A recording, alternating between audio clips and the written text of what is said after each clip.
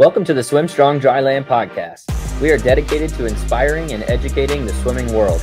Our podcast highlights the work, character, and achievements of in and around the Swim Strong community. We are here with a multi-talented Julie Mischler, not only an incredible swimmer on the rise in USA Swimming, but also a national champion skier, which we'll dive a little bit more into her story. But first, Julie, we got to get to your rapid fire questions. Are you ready? Yes. Awesome. Number one is, what is your favorite movie of all time?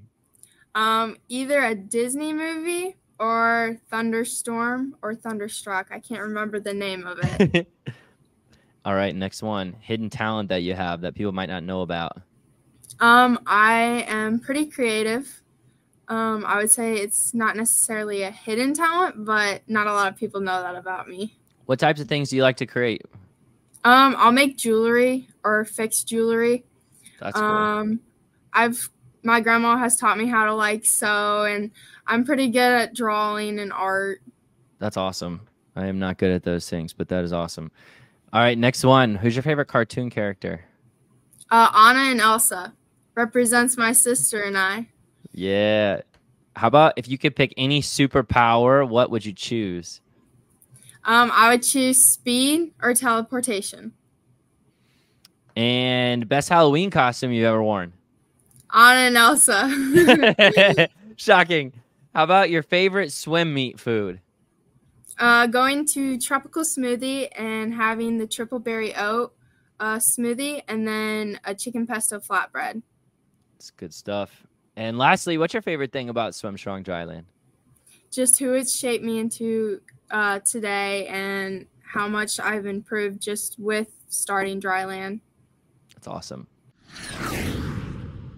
Well, we are very thankful to have you as a part of the program, part of the Swim Strong family. You've done some pretty incredible things, including breaking the 50 freestyle Swim Strong Dryland record, and just recently the broad jump record. And but you have many different talents and many different things behind the scenes that people don't realize that you've had to do to get to where you are. And so I'm really excited for people to get to hear the details of your story. Can you talk a little bit about how you got involved with swimming in the first place? What drew you into the sport and how you began? Yeah, so when I first started swimming, I always did swim lessons when I was younger, but my friends, who I'm still very good friends with today, they compete on my team for high school. They were the ones that were like, you guys should try swimming. So in kindergarten, my sister and I, we started swimming, and we kind of just started swimming and never looked back. And that's just been how we've come about. That's awesome. Yeah, there's typically no stories of kids who are like, I came in wanting to break these national records or do this or do that. It's typically like, my friends were doing it. I wanted to have fun. It was something that I thought could challenge me, whatever. And I love hearing just how it began for everybody. How did you end up falling in love with the sport? What was, over time, obviously you've gotten to be pretty good. And was there a point in time where you realized I really want to take this sport serious? Have you always had the same mindset since you were young, or have you noticed a change or a shift in your mindset as time has gone on? Yeah, I would say my 8th grade year. So I played basketball all the way up to my 8th grade year. And my 8th grade year, I realized I am pretty good at this and I should try and keep going as far as I can with it. And so I quit basketball and I started swimming way more. It's been about 2 years now since I started training with Fishers Area Swimming Tigers Fast. Coach Keller, my dad and him they student taught together. Oh, and cool. So he was just like, I wanted to figure out what was best for me to help me become the best I can be. And he was one of the resources that we found. And we went down for a practice to see how we liked it. And I learned so much just in one practice. I didn't know what buckets were. I didn't know what sculling was. And this was just 2 years ago. Wow. I didn't know what any of the drills really were. I knew some drills, but I didn't really know anything about that. I didn't know what tempos were. Wow. But once I went down there, I figured it all out. And after the first practice, I was like, I love this. Like this is awesome. I didn't know there was more to swimming than just swim. That's amazing, because what you're so where people see you are now and they hear that you didn't even know what sculling was or what different drills were 2 years ago or buckets or anything like that. That's wild. And you played multiple sports, and you still are part of multiple sports, which we'll get to, but played several different sports and never really took swimming, quote unquote, seriously until the last couple of years. I think people should really take note of that, because you don't have to be an animal when you're 10 years old. You don't have to be like a child prodigy to be phenomenal at swimming. Like, I think it's really important to enjoy the sport and try other things and just be a kid. Do you agree with that? Do you feel like that's served you well or benefited you? Yes, I agree 100%. I think finding what you love by just like all the different opportunities. Like I did track, I played volleyball, I played tennis, I played soccer growing up. I played all these different sports, and I think it's definitely shaped me in who I am today. And I found my love for swimming through all of those things. That's so cool. Yeah. Guys, really, I think it's important to hear what Julie's saying and find something that you love, and don't limit what you're willing to try early on. I think too many people take it way too serious too early. I'm not saying don't try and be great, you know, the time that you're there and the effort that you give when you're a young athlete. Of course, we want you to do that. But you don't need to be the best. You don't need to be the best in the world when you're 10 or 12 or 14 or 16 or 18. It can be much further down the road. As long as you love what you're doing. So I love that that's been your path. But so talk about now. So since coming to Fishers and working with Coach Joe, who is phenomenal, what has your training looked like? Because it is very unique, because you don't live right in Fishers, correct? Yes, I live 2.5 hours away, and we'll try and go down once a week, usually Friday and then Saturday morning. It's a little hard during high school season because I have to be there for practices for high school season. But in the summer, we'll try and go down at least once a week. We have friends that we stay with who I'm so very thankful for, because without them, we would not have been able to come down as much as we do. That's awesome. And so what does it look like on the days where you don't come down? So, which, by the way, even once a week, 2.5 hours there, 2.5 hours back. That's 5 hours plus the practice time. That's like a full day event. So that's commitment and dedication. But what do you do on the other days? Yeah. So when I'm not training with my high school team and I'm training all alone, my dad, he's a teacher at our high school. He's actually our strength training teacher, and he has a key. He's a certified lifeguard. So we'll go in, I'll swim on my own while he's watching me, coaching me, whatever. And I'll swim, and yeah, pretty much like that. And then during high school season, I'll swim with my high school team. I share a lane with one other kid. Sometimes we'll like end up doing the same thing somehow, like 425 SAS. So then we'll like at the same time sprint each other. So race each other, you know, That's have awesome. fun. And your workouts on the day that you're on your own, those all come from Coach Joe? Those come from things that you guys do, or a combination? Yeah, so I pretty much, the workouts are mainly towards sprinting, and he'll pull from what they do, and he'll kind of make it into more like special for me and how it suits me, and just kind of like how he can make it into more sprinting, because obviously, like somebody like Luke Whitlock, he's a distance swimmer, so he has to do something different than versus me, a 50 free sprinter. So it makes sense. But That's yeah, cool. I mean, just those workouts in general, they're so good. And I think like that in itself is unique, that he's taking time writing workouts for you so that you can be the best you can be, and something that you're excited about. Like, you're excited about sprinting. He's not making you do distance just because, you know, just to do it. He's helping you with something that you're passionate about and you have fun with. But it still takes a ton of work. obviously on your end to actually do it and implement it and pay attention to the details.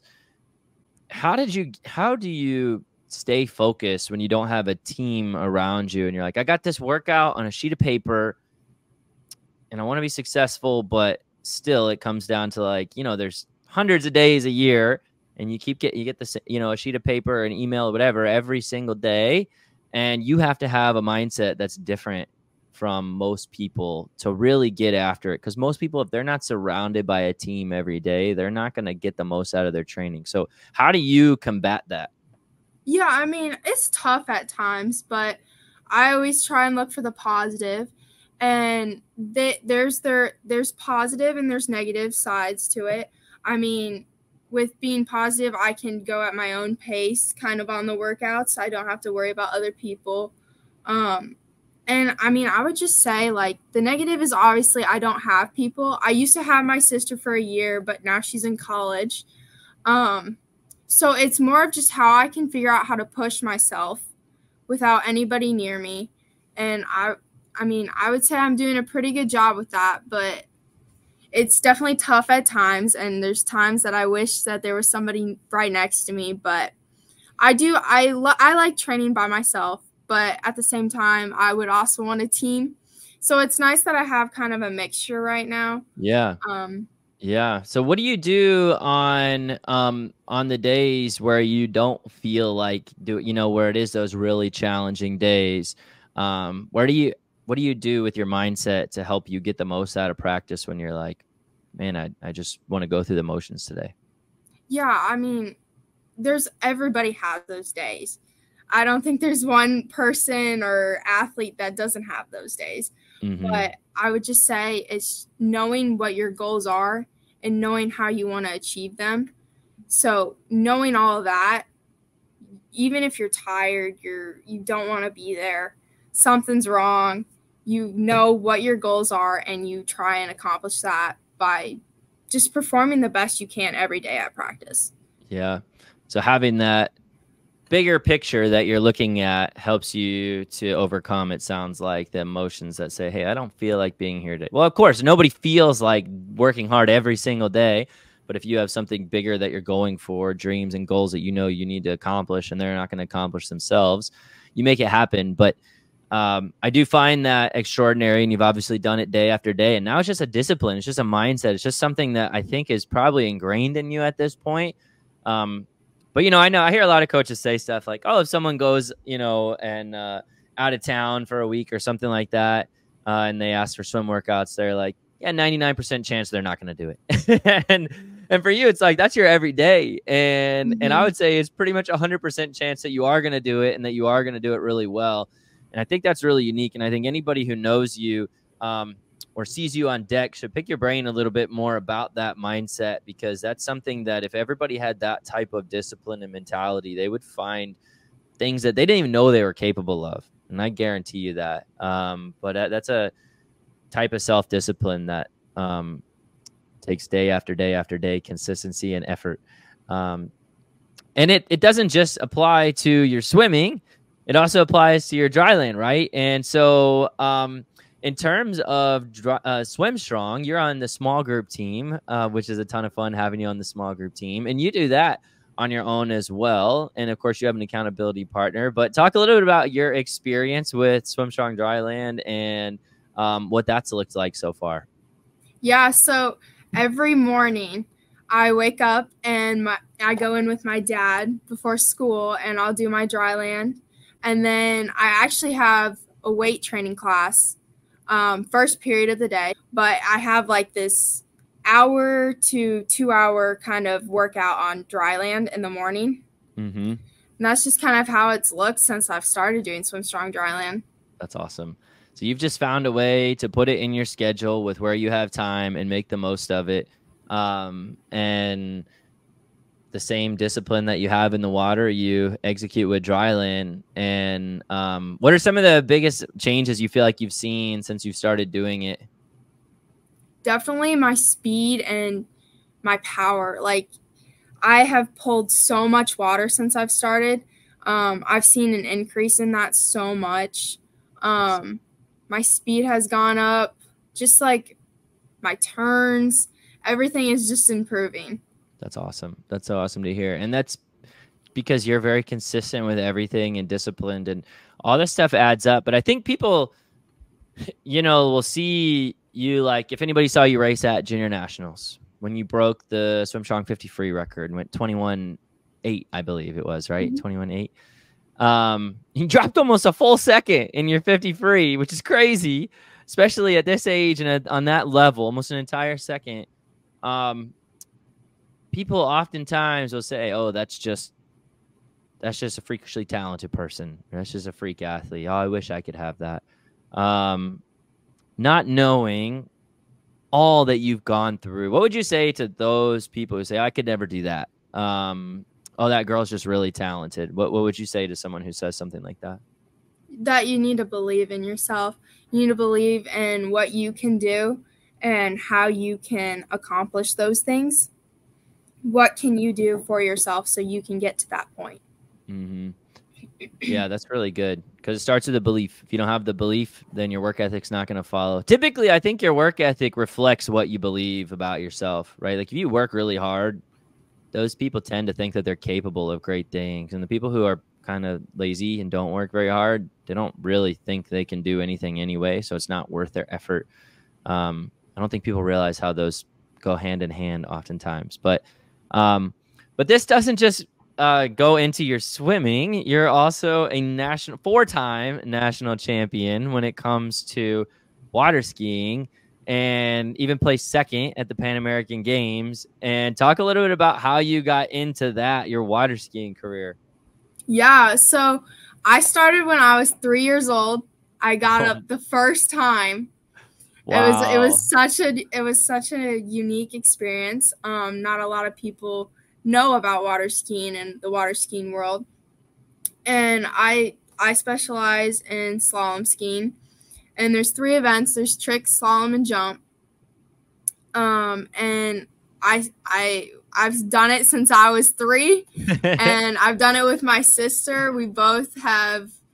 She's the main reason who I am today, and I look up to her, and she's more into skiing than I am. I'm more into swimming than she is, but we've definitely used skiing to our advantage. Skiing has helped our swimming, and our swimming has helped our skiing.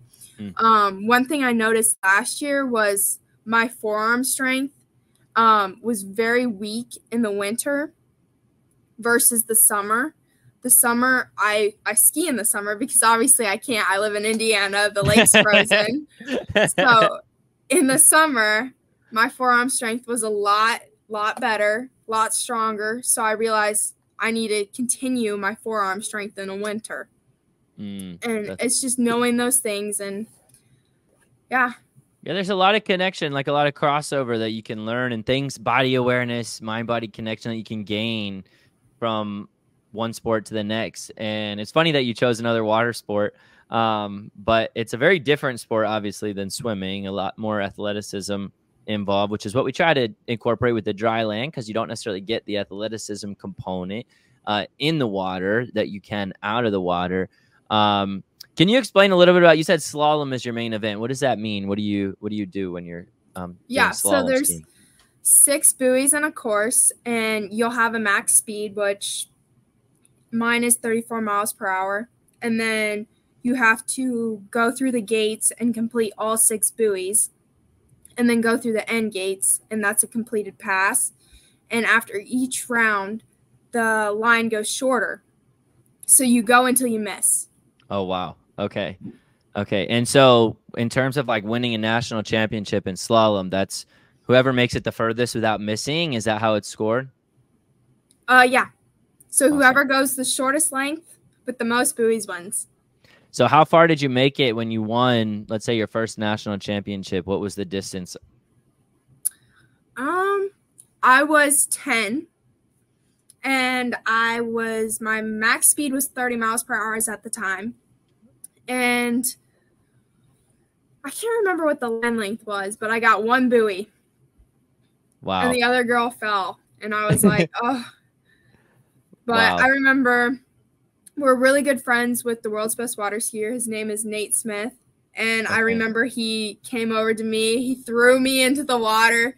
And I remember we were in Texas, and at the time, there was a bunch of like snakes, like poisonous snakes in the water. And I like did not want to be in the water at like 10 years old, right? So I was like, no, get me out, don't throw me back in.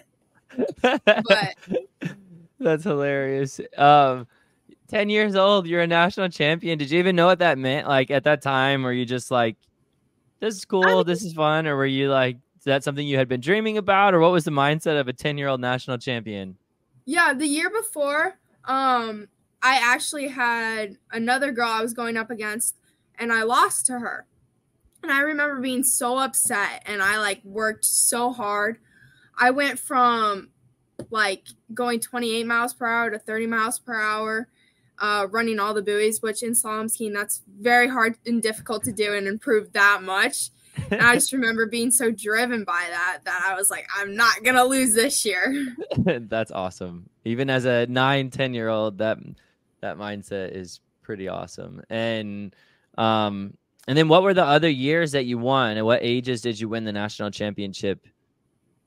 Yeah, I won, I think, 2017. I want to say 2021. 2022. I did not win last year. I fell early, which was a bummer, but that's okay. It happens. And then Yeah. my fourth one was overall, and that was 2022, I want to say. Okay. So just over a year ago, almost 2 years ago, was you won the overall, which means a combination of all the events together, you were the best overall. Yep, for my age group. So that would have been, I think, 14 and under, I want to say. Okay. Because there's different age groups. But in overall, there is trick, slalom, and jump. Slalom is the one with the 6 buoys. Trick is like you put your foot in the rope and you do tricks with your ski, and like you can do flips. I have never done a flip, but there are people that do Awesome. flips and stuff like that. And then jump, which is going over a ramp. I stopped doing jump just because with what I was doing, I was going like 50 feet, but I did not want to go farther than that and risk injuring myself. Yeah. So Wow. I stopped doing jump, but I still trick and I still slalom. That's intense. That's intense. Talk about the feeling you get when you're doing something like that. And compare it maybe to swimming, like when you're swimming a 50 free versus when you're skiing and doing tricks and doing slalom. Like, is there different feelings you get in each sport? Is there a similar like love, or is it like two very distinct feelings that you get from each one? I definitely still get the same type of nerves that I get in swimming, like before a race or before I ski. I would say you have more time to think in skiing because you drop at each end. So each pass you complete, you know what you have to keep going for. And then trick, if you fall, that's the end of that because you get 2 passes, which is a pass is down and back. Mm-hmm. Sorry, a pass is just down and then you get 1 back. So you get 2 passes. And if you fall down, or if you fall back, you usually like you lose your points kind of automatically. So you really can't fail in trick. Okay. But it's definitely you definitely have more time to think versus being a sprinter. It's splash and dash. Don't really have time to think. It's all muscle and memory. Mm-hmm. But yeah. And where do you see yourself? Like, so right now you're doing both of these at an extremely high level. Do you see yourself doing these together, like long term, like even in college or possibly even beyond? Or will one ever get in the way of the other? Or is it something that you feel like it's a perfect relationship that you can just continue long term? Yeah, I would say I definitely want to continue skiing. I would say swimming will always take a priority over skiing now. But I don't know if I'll continue doing it through college. I might come home and do it in the summer, just for fun. I probably won't be competing too much longer until my swim career is over. And then, once my swim career is over, there's there's so many people, there's so many age groups that you can continue skiing. I don't have to ski at that high level that I was, but Sure. it's still very enjoyable for me. So I Yeah, will definitely probably continue skiing that's even cool. after I'm done swimming. Throughout both of the journeys you've taken us on through skiing and swimming, you've mentioned several different people who have had a really big impact on you. Can you share who have been some of the biggest inspirations that you've looked up to, whether it be swimming or skiing, or people who have just had an impact on your journey? Yes, I would definitely say my parents, who drive me 2.5 hours almost every week, giving me just the opportunities to achieve all this. Without them, I mean, I would not have achieved all this. My sister for being my role model and shaping me into the person I am today. Coach Keller, definitely a big factor. Writes all my workouts, goes out of his way just to write my workouts, and it's awesome. And yeah, just the people that we stay with when we go down, I mean, that's huge help.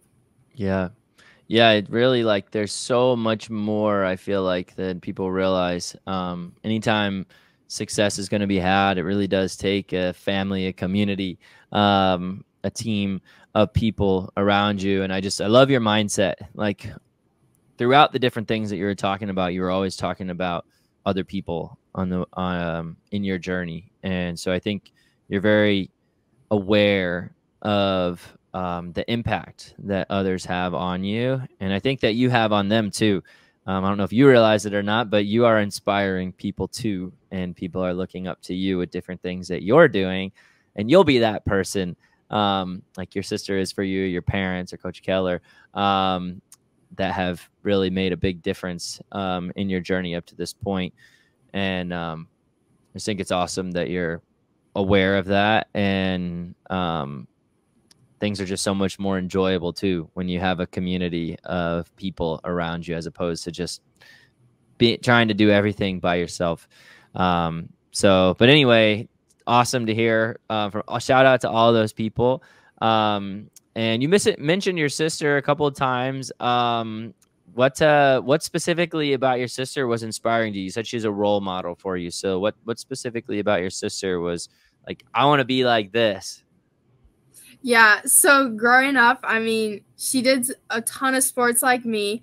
I followed in her footsteps, the little sister that wants to wear her clothes, But there was one time that my parents will always tell me, I don't technically remember it myself, but it was our first state tournament for water skiing. She got a medal, and I was like, I want one of those. So, I mean, having her win a medal showed that I was like, I want that. So I followed in her footsteps. That's awesome. So it's really just everything that she did, you wanted to do too. And she really set the pace for you. That's really cool to have an inspiration like that in your life every day. You guys still get to communicate a lot, even though she's in college now? Yeah, we'll FaceTime a lot, at least once a week. And we'll just talk about everything, whether it be swimming, family, everything. That's awesome. You said something earlier too, that when you were skiing, you started when you were 3 and you got up the first time.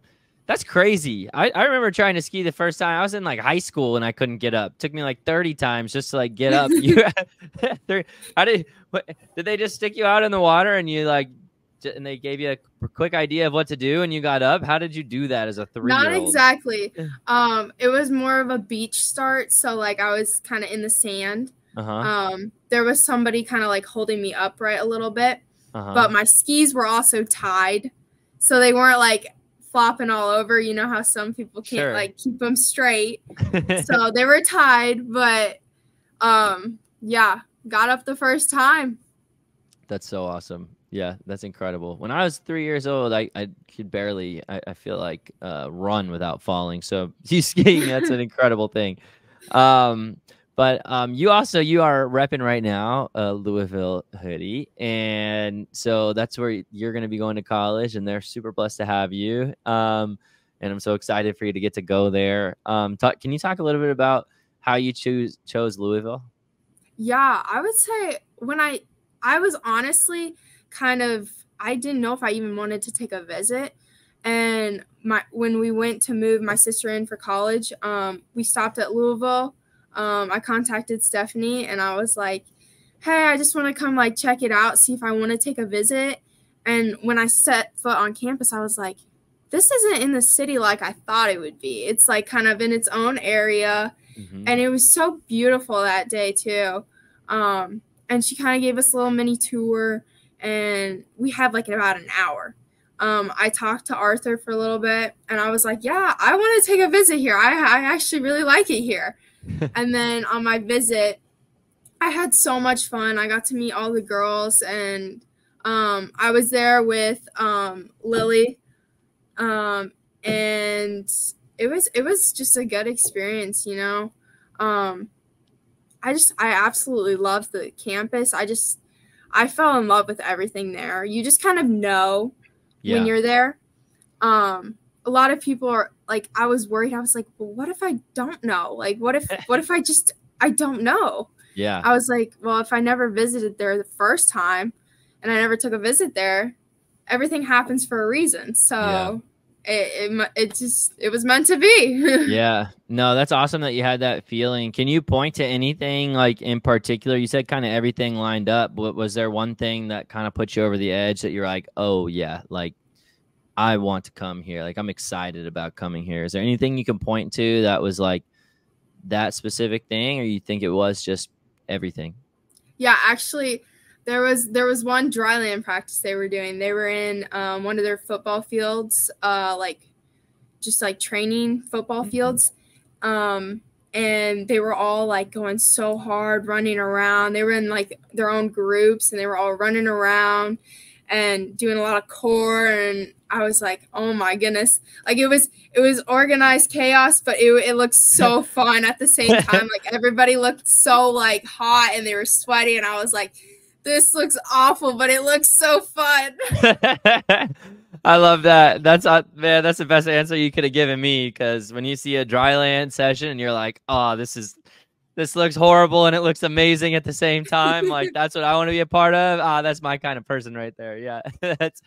That is awesome. I love to hear it. Shout out to Louisville Dryland. That is awesome.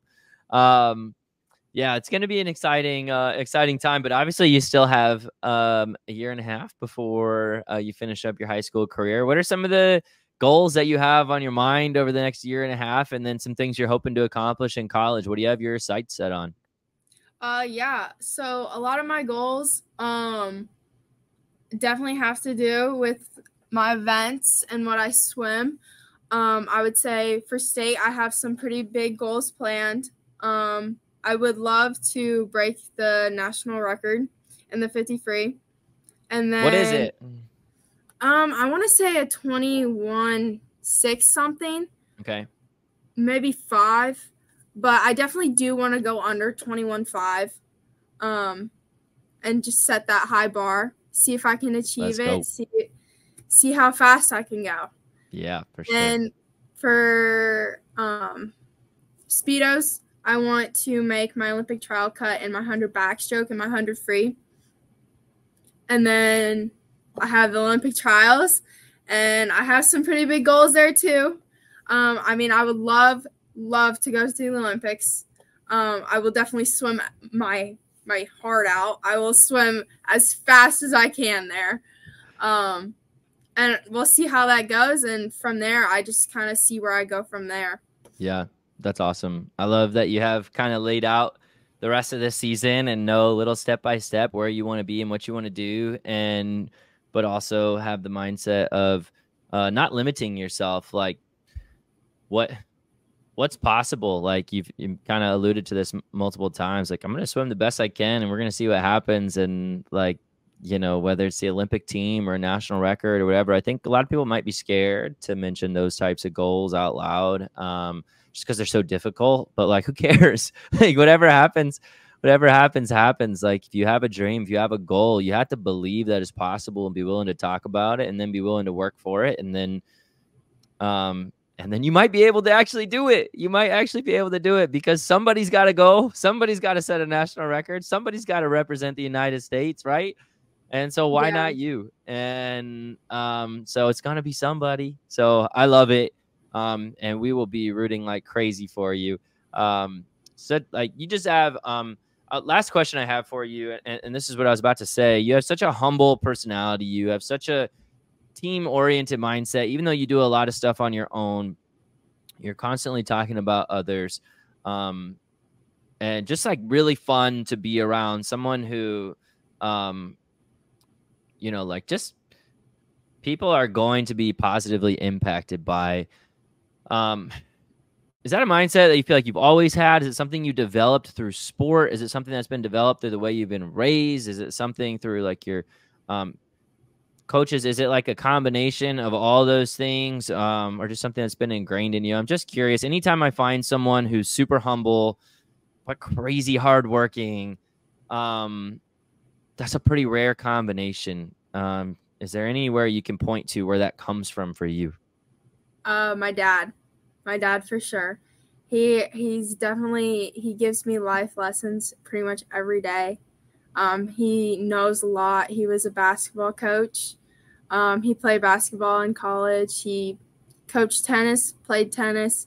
He grew up in the sports, and he just knows a lot of mental things that you have to overcome and how to be an athlete.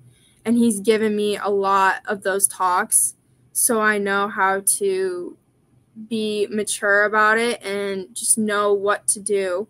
When the time comes, how to channel my nerves, know that nerves are good. I could go on, but he's definitely my big factor in my mindset and who I am today. That's incredible. Shout out to your dad. That's incredible. Well, Julie, thank you so much for taking the time to join us. Thank you for being a part of the Swim Strong family. It's a pleasure to get to be a part of your journey. And we can't wait to see what you're going to do the rest of this year and beyond. And thanks again for your time. Yeah, thank you. Absolutely. Thank you for listening to the Swim Strong Dryland podcast. If you'd like to be a part of the Swim Strong Dryland family, you can reach out to us via email or social media. You can also follow Swim Strong Dryland on YouTube and TikTok for more educational content.